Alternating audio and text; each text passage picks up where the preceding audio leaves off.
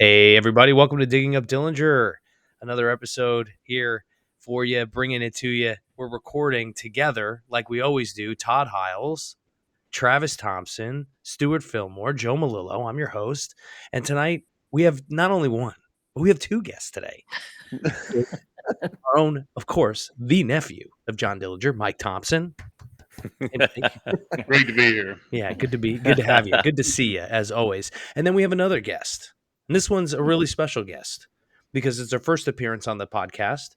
We all met this weekend. We're going to be talking about what we did yesterday together.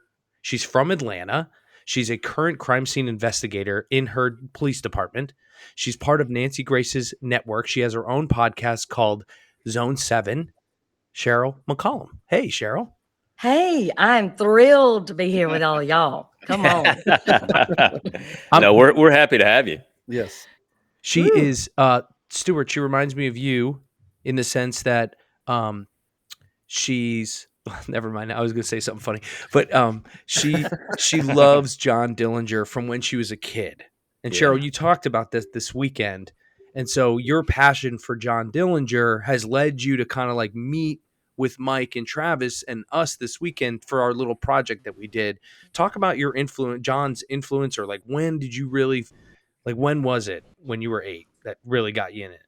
Oh, yeah, 8 or 9 years old. So when I was about 4 and 5, my mom would tell these stories of Bonnie and Clyde. And then I guess when she got exhausted with that, she moved to John Dillinger and Babyface Nelson and Machine Gun Kelly and J. Edgar Hoover and everybody. So, you know, she took me to D.C. to see the FBI buildings and took me to see the death car and all sorts of things. So I just had this fascination that they fed, and it just never went away, ever. Sherryl, it sounds like you and I had almost the same childhood. Yeah. My experience is almost exactly the same. Oh, yeah. Like, Yeah. I would even get frustrated with my parents. Like, why are y'all not bank robbers? Like, y'all are choosing to not have money. Yeah. I mean, I didn't understand it, but Yeah. it was a wonderful way to me to just learn about American history as well. So, Isn't that which the my truth? mother was great about. So it was wonderful. Yeah. And it kind of helped catapult, I would assume, your career in law enforcement as well. No question about it. I mean, I could not wait, to start my career. I couldn't wait to get started. And, they wouldn't take me at the academy till I was 21. So I went and worked at the Grady Rape Crisis Center when I was 17 and 18, because I could work alongside real detectives on real cases with real victims. So I wanted to, get started as soon as I could. So that's what I did. She sounds more qualified than Stuart, so that's great. That is not true. Not at all. Now that we have a real crime scene investigator on the team, Sherryl, you're going to be joining us a little bit more than just maybe one episode. I can see this becoming more of a thing. Tell people a little bit about what you do on your day-to-day as a crime scene investigator. Well, I mean, I'm on call some. So my general job is any crime that occurs while I'm on duty. I'm the one that responds to it to process the scene. But then I'm on call. If something major happens, then I'm going to go in. So anytime you have kidnapping, sexual assault, homicide, aggravated assault, I go in. It'll be my scene. So that's what I do day to day. And then I have the Cold Case Investigative Research Institute that I run, where we help families and law enforcement across the country with unsolved homicides, kidnapping, and, presumed dead cases. coldcasefoundation.org. You can look them up if you want to check them out. Again, coldcasefoundation.org. We're going to be starting to really on this podcast promote and make sure people understand the organizations that behind what we do as well at Digging Up Dillinger. So Sherryl's foundation is definitely going to be one of them. You have some experts that you sound like we want to get involved with our case. Maybe looking at some DNA evidence, maybe looking at some age progression we were talking about. Is that true? Is that what we're talking about? Absolutely. I mean, I think one thing that should be done is an age progression. One, it hasn't been done. We should do that. The geographical profile should be done. Get somebody to come in there and do a statement analysis of Miss Sage, look at the letters and have somebody analyze the handwriting and just put it all together. I mean, I'm one of those 361 people. you look at something and then just go a little bit further Yeah. and see what all you can connect and what you can put together. And the experts at the Institute, I mean, they're there. They've been vetted. They, work. And the best thing is they will do it because it's the right thing to do. I don't pay any of them, sugar, because we don't have any money. You don't pay. So you don't pay no. him sugar, or you do pay him in sugar, cookies. And, I should have hesitated a little bit longer. I Ah. don't pay him at all. Sugar. sugar. Yeah. Talking to you. But, honestly, they're just tremendous people, and they want to do it because it's the right thing to do if they can help a family. And, Yeah. once you sit with Mike and Travis, I mean, from this weekend, you just want to keep helping and try to give them some answers if you can. Yeah, and that's what it's about. There's no doubt. Absolutely. Yep. And how generous were y'all? I mean, let's be honest. I mean, Joe, come on. You're sitting in a situation where you could take this all for yourself and not let anybody else on the dance floor. And you didn't do that. Yeah, You were well. like, yes, come join, have some fun. Our viewers And, wouldn't have it any other way. I mean, the And that's whole, great. it's 100 years. It's 100 years. We can't do this anymore by ourselves. Anybody can't do it Absolutely. by themselves. That's why. But you've got Todd, you've got Stuart, you've got some of the best in the country already. Hell yeah. It's the truth. And then when you add the family, I mean, I had never met Travis. I had never had any communication with him. But I mean, you don't got to spend 5 minutes without falling in love with him. And then Mike, at no time was a disappointment for me. As soon as I got out of the car, it was like a family reunion. So I loved every second of it. Can you tell my wife that?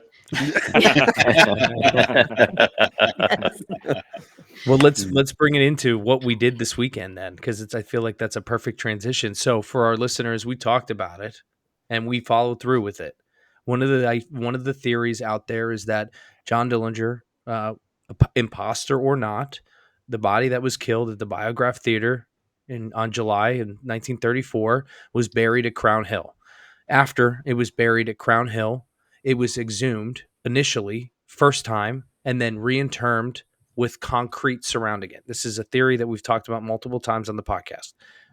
Now, the other theory isn't that it was reinterred at Crown Hill, but in fact, the body was then moved to another location where the family knew therein lies the fact that nobody would steal it, right? Nobody wanted to take it. Nobody would be able to steal it. Even if there was concrete, then nobody would get to it and find out that nobody was in there. So the idea is, where was that? Well, a really good thought that Stuart had was, well, why not the family farm? I mean, literally, like, why not the family property? So this weekend, Indiana Canine Search and Recovery, also raising money for ground penetrating radar. Please go to their website. They're raising money right now to get ground penetrating radar, which will help us because they're going to help us do more digging on the property.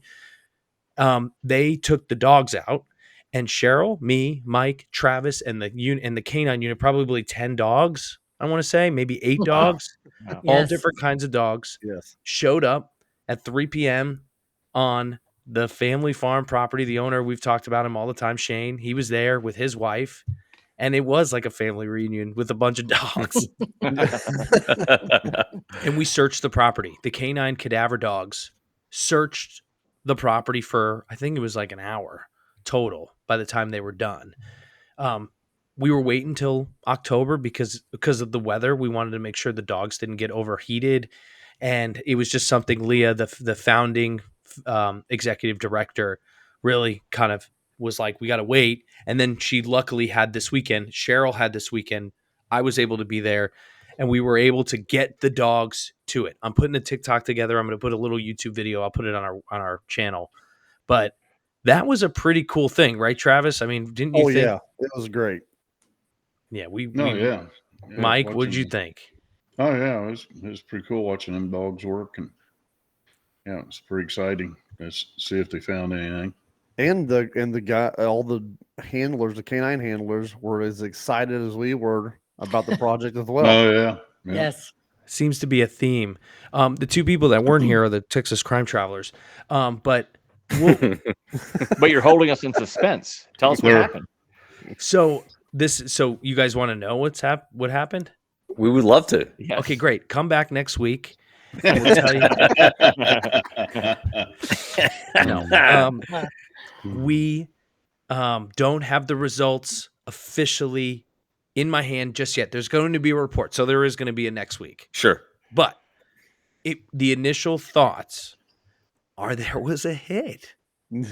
There was a area in near the hill at a certain area that multiple 2, if not 3 different dogs Wow.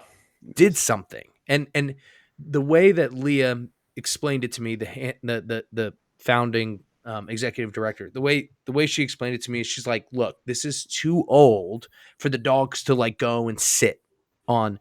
And do you guys know the case, Todd and Stuart and everybody, the case that just dropped about that TikTok lady that found the rug in her yard and started digging it up, and then the dogs went and sat, like she was live on TikTok when the cadaver dogs were doing it there. Yeah. It wasn't like that, to be very clear. Like we were never going to get a dog sitting at a spot. That was Okay. not going to happen Okay. because the way it's understood is it was too old. The body has been sitting there too long. What turned out was she called it like a disruption, an interruption for the dog. Like the dog would be moving and then just kind of be interrupted in what it was doing. And the handlers are obviously trained to be able to recognize that. And Cheryl, am I doing a good job talking about it like that? Perfect. Yep. Okay. So yeah, so you guys saw that. Cheryl, Mike, and Travis. Well, Oh, I was, yeah. Yep. Yeah. I mean, I was standing there talking to Mike and Travis, and that Doberman had my undivided attention. So you're talking about the other 10 dogs. I mean, I watched all of them, but that Doberman was absolutely working. There was no question about it. When she brought the second Doberman and then the third dog, and I'm sorry, I'm not sure exactly what the dog was. It kind of looked like a sheepdog almost. Yeah, it was a Yeah. sheeper poodle or something. Okay. Golden Doodle. Golden Doodle. But yeah, there was no question. And they were off the leash. So they weren't being led in any way. And they all went to the exact same location. And was this at the same time, or were they done? Did they do it at different times? Different times. Different Oh, times. that's even more credible to me. Wow. I agree. And here's what blew my mind. When we were talking about this, I was expecting 2 dogs. Yeah. And then I saw the first truck. I pulled out and parked behind her. We were chit-chatting. And all of a sudden, 2 cars, 3 cars, 5 cars, 6 cars. I was so impressed by that because, again, I agree with Stuart. You can't argue 1 dog, in my opinion. Right. But you sure, Lord, can't argue 3. No, that's impressive. Yep. Very impressive. Hey, And Joe. off the leash, not being led in any way. Hey, Joe. Just describe how big that piece of property is. It is. I honestly don't know, guys. I think I want to say around 12 to 15 acres, all of it right there where Shane's parents' house is and Shane's house, and then the rest of the property right there. Then the actual farm was 80 acres. Yeah. It is a Are bigger. there any original buildings left? The original house is still there. That's only the original. The old barn is where Shane's parents' house is just about at. Then there Yep. was a smaller barn. It was kind of in between Shane's house and his parents' house. And then they've built some newer houses on behind. And actually the west end of the Moorsville football field is on part of the property too. And then it goes north. So there was, when my grandfather bought it, there was 80 acres. When he was really looking for John and stuff, and I think my grandfather was needing some money, he sold off 20 acres of it. So so when it was sold, when my grandfather passed, there were 60 acres. I love the story you told this weekend too. It was an orchard, so like your mom, or yeah, maybe it was your mom and My mom and her next oldest sister Doris was out walking in the woods and stuff when the family reunion was going on, when they was taking the pictures, and seen FBI laying out in the woods and stuff, and went back, and I don't know if they went right up to John, but went up and told my grandfather, and it didn't really bother John. I don't know if he already kind of knew or what, but he just don't kind of grinned. just don't go out in the woods, Johnny. Yeah. Just don't go walking around in the orchard. But yeah, so property wise, couple, at least 12, right? You said acres. Yeah, 12 to 15, I'd say, is right there. But we had That- access to 12 to 15 of it. Yeah. Yeah. And so we walked the perimeter, Todd and Stuart, Okay. and we laid out, Shane specifically laid out his property line, so we weren't trespassing Right. or anything. And the dogs were really good. They really focused too on the electric box, the like gray, you guys know what they look like. They're green electric boxes that sit, because a lot of the lines and stuff will run, especially downhill, right? The smell or the smell or the anything that can detect from the body, left over from the body, would like run down valleys and into like areas like that, like creeks, like the creek bed where you guys found. I did see where you guys dug up the map. That was cool, Stuart. Okay. Never stepped a foot on that. I think it was the first time I've ever been on Shane's property, so I got a chance to see that. Yeah. And Cool. Shane brought out the jar and showed everyone. Yeah. And what'd you find on the jar, Cheryl, while we're on it? Well, I found 2 fibers. They almost looked either like really thin blonde hair or maybe something from a sweater, but there was 2, and both were inside the jar, stuck in the mud. Oh, wow. So you could see it in the wind, but pretty fascinating. Cheryl, a lot of things that, that you were talking about, some of the ideas about doing, and I mean, finding fibers in the jar is just fascinating. A lot of the analysis, because, we thought this was all going to be part of a television show. And so a lot of stuff just hasn't been done because, we thought, a TV show is going to pick this up, and all this analysis and stuff we'll do, Mm-hmm. live on TV and catch it. So there is so many cool leads that are out there to follow up on this stuff. And there's just really no telling what secrets are still out there that we can, bring to the surface. No, that's Yeah, an excellent definitely. point. And one thing Travis and I were talking about is with some of the letters in the 30s, you had to lick those stamps. Exactly. There's DNA there. Yep. So there's a lot of things you can do. The cufflinks, I know that, Joe was saying maybe he didn't think there would be DNA. I Oh, come on. disagree. I I think when just you was start speculating. working those cufflinks, sometimes you've got to really work that cufflink like you would a button. And in those little nooks and crannies, it could be right there, just waiting to be discovered. And Francine Bardot, she knows how to do that. She invented the process. It's literally called the Bardot method. Wow. I love it. I love it. There's lots we can do. Yeah. So Especially if those were on the supposed body. Correct. There could be blood Yeah, down on them. yeah. Yeah. Well, there is actual footage of Stuart digging that hole. Mm-hmm. Yes. We forgot to show you that. We don't have it, but the production company does have it. And if anybody really sees that, you can pretty much know when you look at that wasn't planted there. Yeah. Well, can I say something about that? Because I don't have a dog in the fight, but there is no way somebody like Stewart is going to plant something, and hear me out, plant something that he can't interpret. Exactly. I mean, Yes. That's asinine. Right. He would have planted something and go, oh, well, I bet this means so-and-so. Yeah, this is going to lead us to this. And wow, look at me. I'm the hero. Yeah. Yep. Why would you discover something and then that's it? I don't know what it means. Is that why you've been asking me for money lately, Stuart? It's because you've been wanting to tell me really what's going on.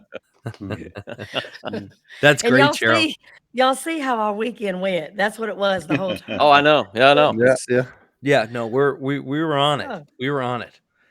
We brought out all the stops. I mean, Shane had some other stuff too, but back to the big news here is essentially Joe, let me interrupt just real quick. God, Lee. Okay, fine. Talking about the jar, just going back to the jar real quick because Cheryl has found these fibers. Also, too, that glass has never been touched because, when we unearthed it, you know, Glove everybody gloved up. So Yeah. it has not been touched. You know, a really good fingerprint analysis on there is just screaming to happen. The Yep. only So, thing anyway. is, I mean, other than fingerprint, I know there could be contamination because we did empty out a styrofoam cooler to throw it in that day. True. So I don't know what kind of cross contaminants we would get there. Yeah. Yeah, Hey, at least we're Captain honest. Morgan. Captain Morgan. Because I only had one evidence bag that day, Yeah. and one with them glass shards, it wouldn't have kept it very well Yeah. anyway. Yeah.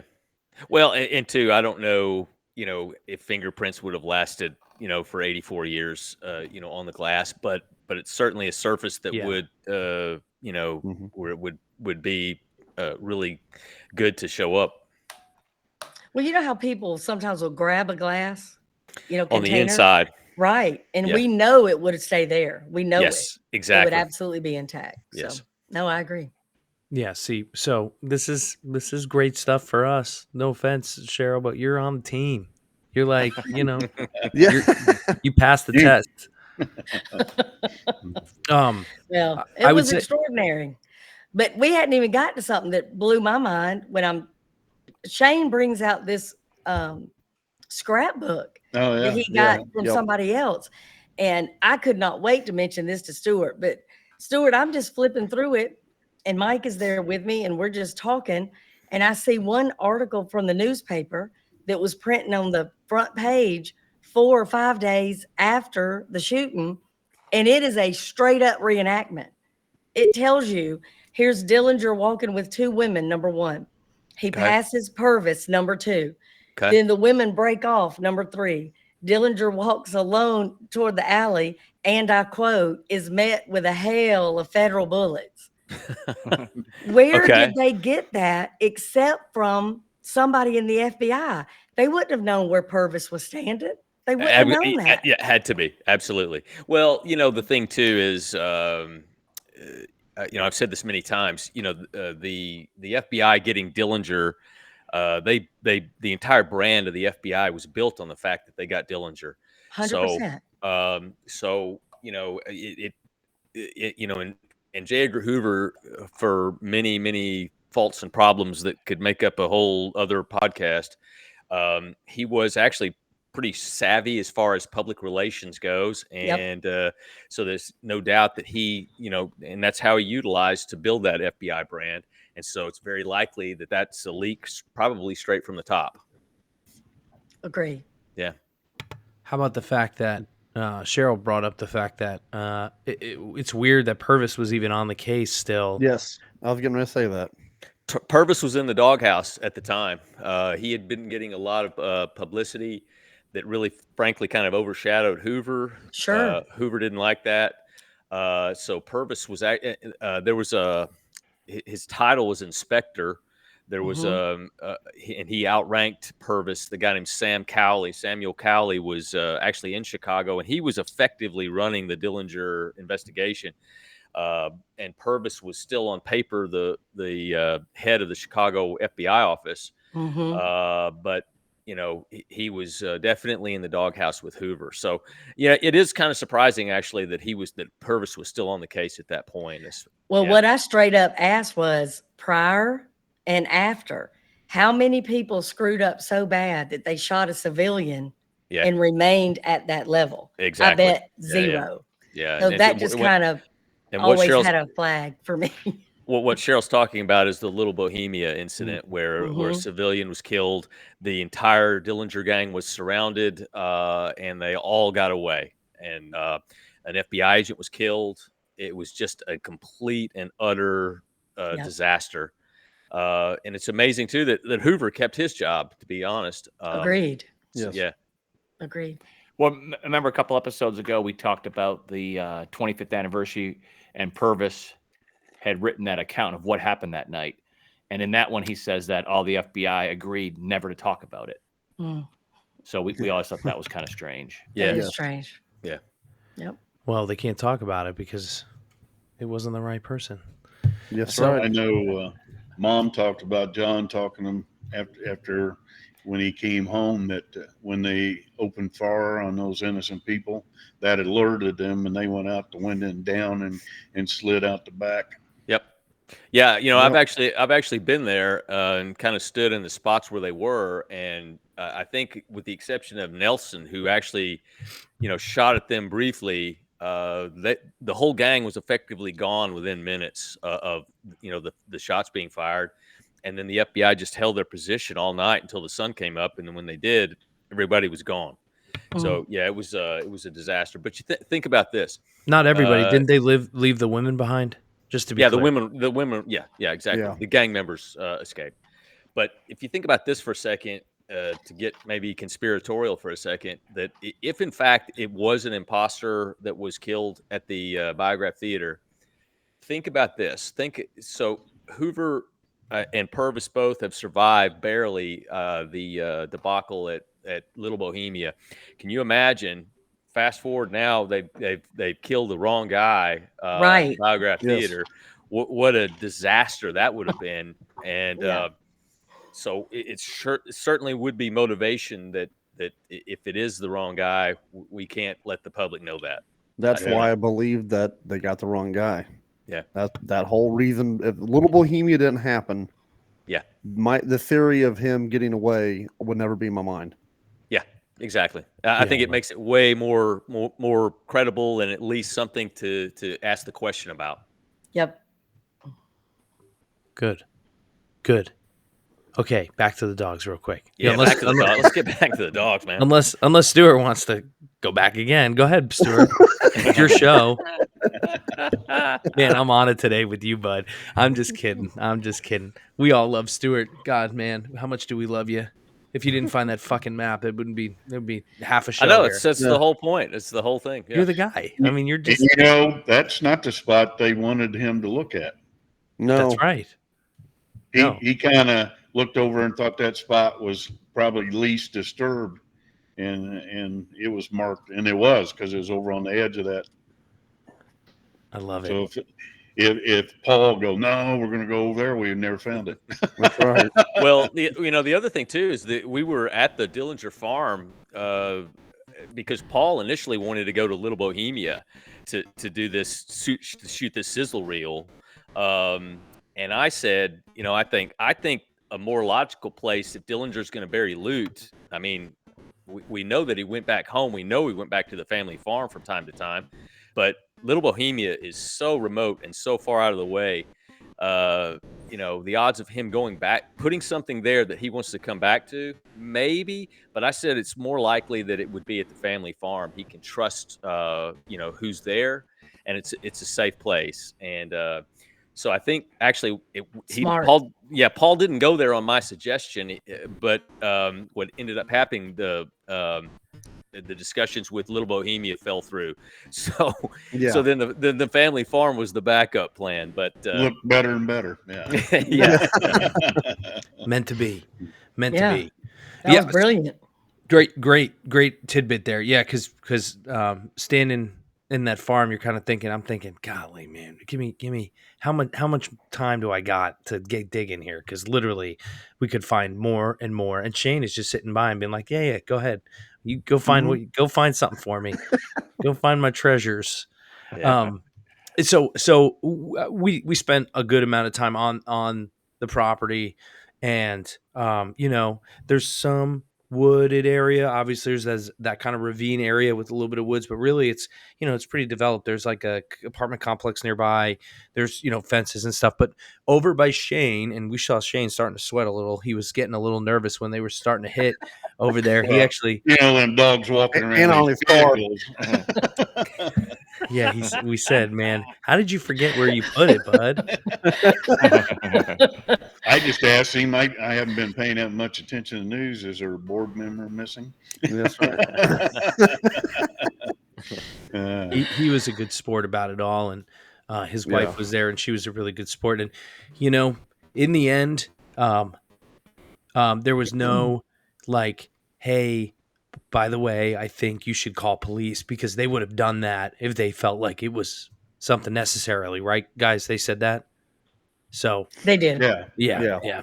If it had been something they thought was pretty fresh, or Yeah. So whatever it is, it's old enough where it's, the jurisdiction is over, or the timeline for it is over. But I'm going to get the full report. We're going to get more information about exactly what is in the report, and Leah's going to let me know. And it sounds like she wants to go back. She was pretty adamant, like, Oh, yes, she was. I think Yes, she we should was. come back. Oh yeah, she Yep. said she'd be glad to come back. All right. And Joe, can I just say one thing historically? If you look at the house that's still there, as the crow flies, you go up a hill. It's almost where you think somebody would bury a family member on a Yep. farm. Yep. I mean, it is. I agree. I felt that from the first time I saw it as well. Yep. I wonder how accurate the spot is versus like you're saying up the hill, because I feel like there was more walk up the hill. Like where they were hitting was kind of at the bottom, which makes sense for it to run down over Yeah. time. So I feel like it'll be interesting to see what the report says in terms of what it is and where and where the next round is. But again, we go to the family farm not expecting anything, and literally something happens and we're like, okay, another one. Well, I got a question for Mike. If so, your mom is living at that farm when he could have been buried out there. Yeah. Do you think that she would have known that? Would her parents have told her that?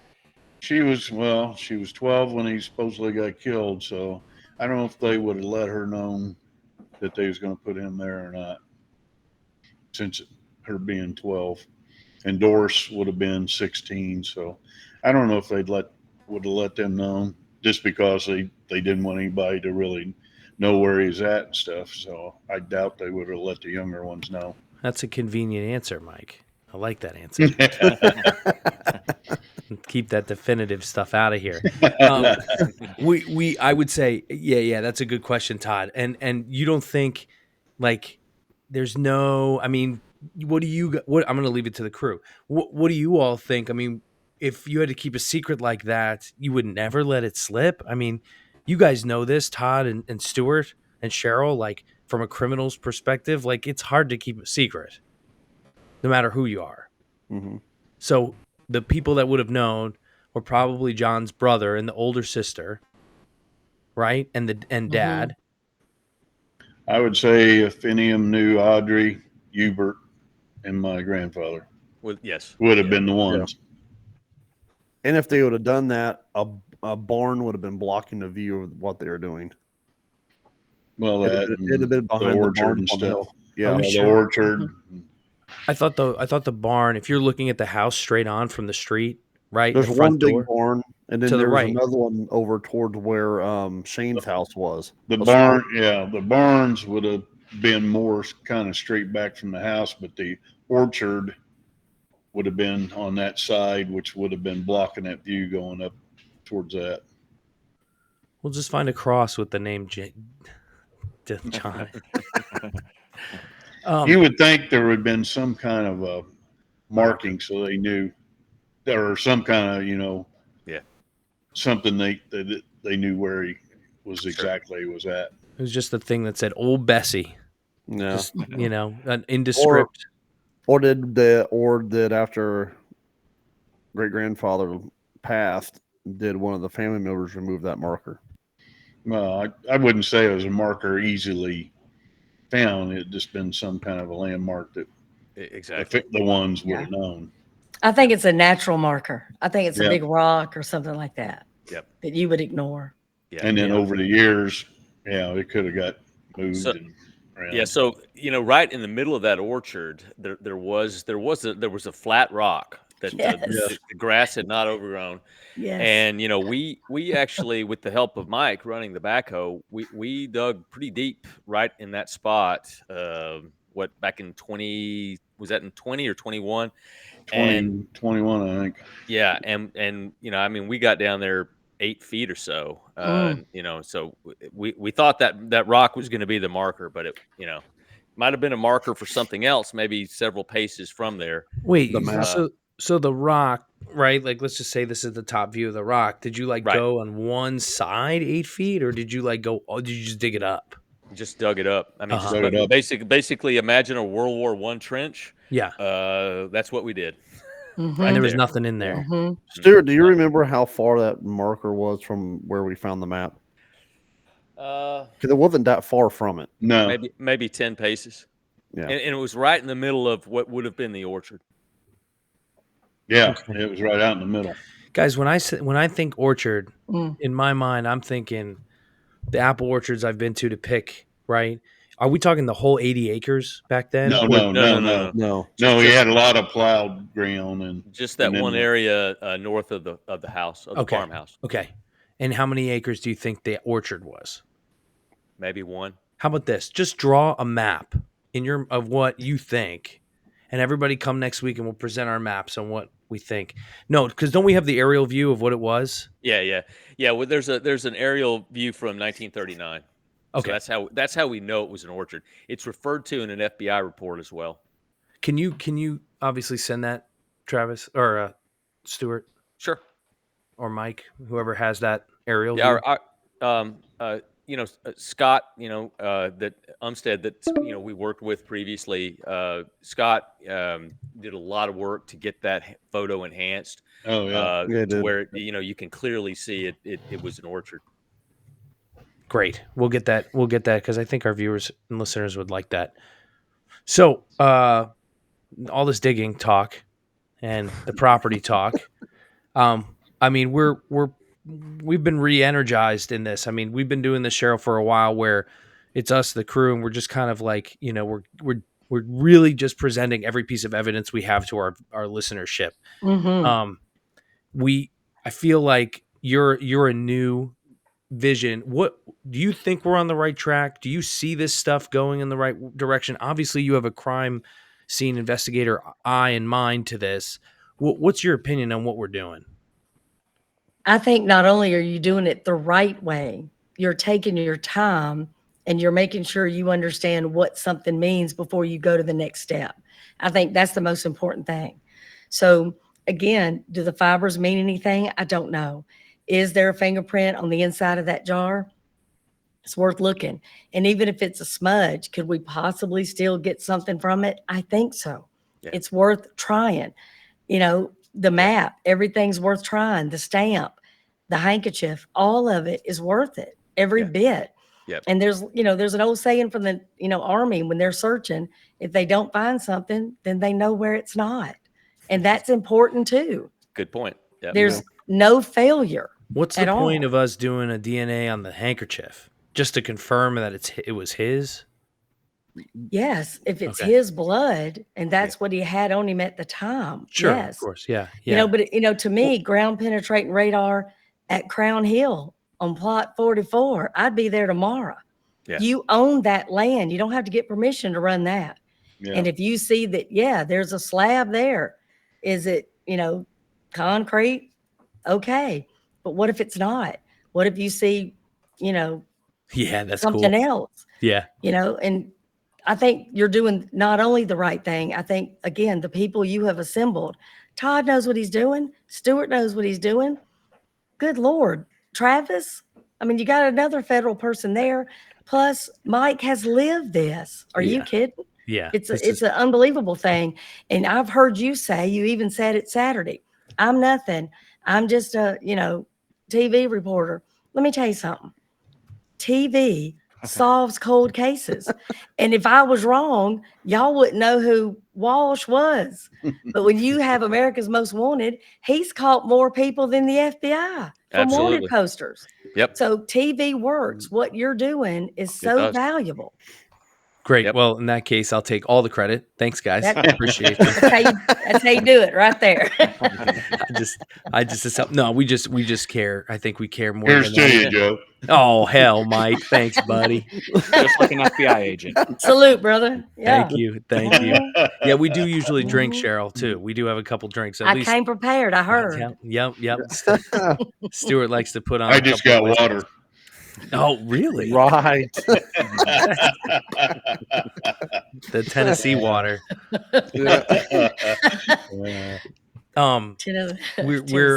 We're pushing on the end here, so we're gonna kind of follow up or finish up with today's episode. But we're going to have more. Obviously, the report's coming. We have some ideas this week. But also, Cheryl, please tell people that are listening what you plan to do with what we did this weekend for your connections. Well, I am going to write an article for Crime Online, and hopefully that will go live on Friday. So I'm going to go into a lot of detail of what I saw, what I heard, what I think was really important, and we'll see. But I'm going to put it all out there and put some of the pictures that I took and let all the people that I know about it. Yeah, we're going to. Awesome. That we is awesome. appreciate that. Yeah, Very thank much. you. Of Yep. course. It was extraordinary. And I'm going to say again, the generosity. I mean, y'all were like, come on. We call it. Come party We call with it us. Hoosier hospitality, Cheryl. That's it. It was Right. wonderful. And I'm telling you, Travis and Mike took such care and concern to show me everything. I mean, he was even late to his granddaughter's birthday. Come on.